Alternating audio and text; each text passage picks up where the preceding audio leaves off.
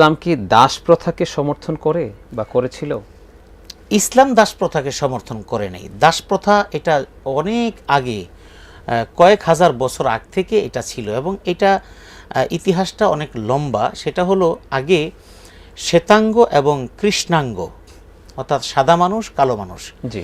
এই সাদা মানুষ এবং কালো মানুষের এই যে একটা দ্বিমুখী সভ্যতা, এই সভ্যতার কারণেই কিন্তু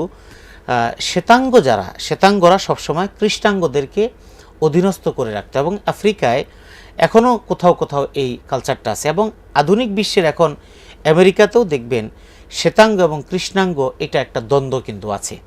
অনেক শ্বেতাঙ্গরা কৃষ্ণাঙ্গদেরকে গুলি করে মেরে ফেলছে। জি। তো এই প্রচলনটা কিন্তু অনেক আগ থেকে চলে আসছে। আমরা রাসূলুল্লাহ সাল্লাল্লাহু আলাইহি ওয়াসাল্লামের যুগে এসে আমরা এটার বহিঃপ্রকাশটা পেয়েছি যে দাস প্রথা।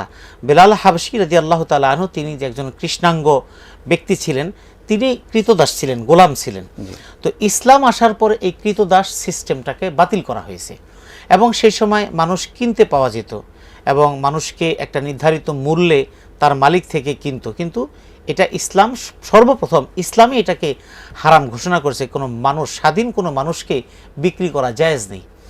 এরপরে এই কাজের প্রতি উদ্বুদ্ধ করার জন্যই ইসলামের বিভিন্ন বিধিবিধানগুলো রাসূলুল্লাহ সাল্লাল্লাহু আলাইহি ওয়াসাল্লাম উপস্থাপন করেছেন যে তার উপলক্ষ ছিল এই কাজটা করলে একজন গোলাম আজাদ করলে হবে। এইভাবে মানুষকে উদ্বুদ্ধ করে এই কৃতদাসের সিস্টেমটাকে ইসলাম প্রথমে এটাকে বাদ দেয়।